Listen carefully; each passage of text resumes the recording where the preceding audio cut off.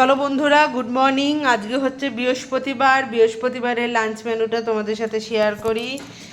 এখানে করেছি হচ্ছে গরম গরম ভাত, আর ভাতের মধ্যে সেদ্ধ দিয়েছিলাম হচ্ছে পেঁপে সেদ্ধ খেতে না বেশ ভালো লাগে। আর পেঁপেটাকে দেখো এখানে নুন, তেল, কাঁচা লঙ্কা দিয়ে ভালো করে মেখে নিয়েছি।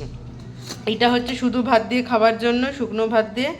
আর এখানে করেছি হচ্ছে ফুলকপি আলু দিয়ে মাছ দিয়ে ঝোল। এখনও শীতকালটা সেরমভাবে পড়েনি, কিন্তু কালকে ফুলকপিটা পেলাম যেন মনে হলো একটু অনেক দিন ফুলকপি আলু দিয়ে মাছ দিয়ে ঝোল খাইনি, ওই জন্য একদম পাতলা করে জিরে গুঁড়ো ধনে গুঁড়ো দিয়ে ফুলকপি আলু দিয়ে মাছ দিয়ে ঝোল করেছি। আর এখানে হচ্ছে পেঁপে মাখা করেছি। আর কালকে দুটো রান্না আছে এখানে। এখানে একটা ডিম সেদ্ধ আছে, আর আছে হচ্ছে মুসুর ডাল, পাতলা করে মুসুর ডাল।